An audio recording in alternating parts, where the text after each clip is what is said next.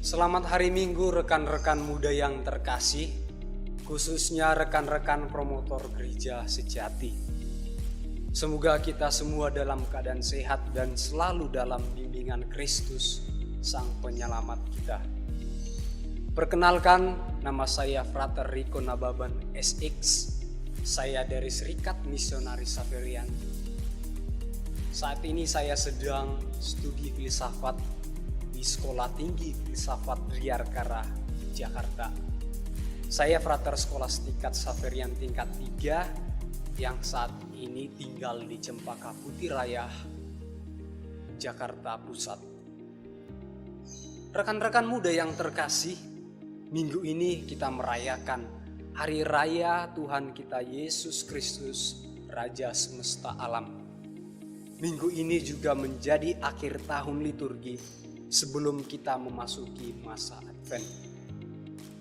Saya berharap teman-teman semua sudah membaca bacaan yang ditawarkan oleh gereja kita pada hari ini.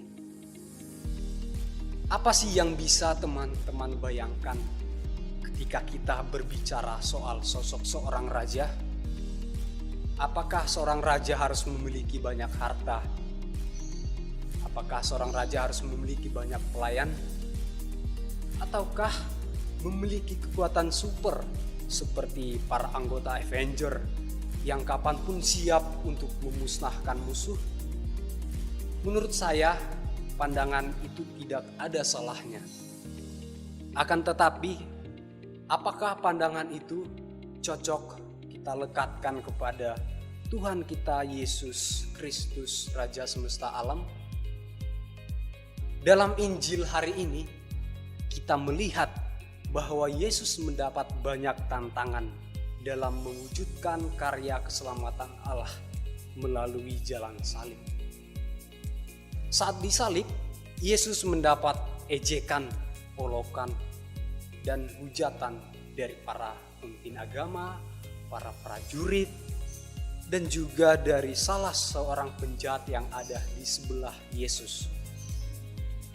Hal tersebut mereka lakukan karena Yesus sebagai pilihan Allah, sebagai Mesias, dan sebagai Raja Yahudi tidak dapat menyelamatkan dirinya sendiri. So, seperti apa sih Yesus yang kita yakini sebagai Raja Semesta Alam? Apakah kita masih berpegang pada pandangan dunia mengenai hal itu? Apakah kita berani lebih jauh melihat arti raja yang sebenarnya menurut pandangan Yesus sendiri?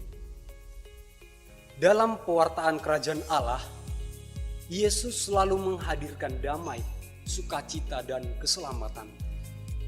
Ia menyembuhkan banyak orang, membebaskan orang yang terbelenggu. Bahkan saat disalib, ia masih memberikan kasih-Nya kepada salah satu seorang penjahat yang ada di sebelahnya. Dalam Injil dikatakan, "Aku berkata kepadamu, sesungguhnya hari ini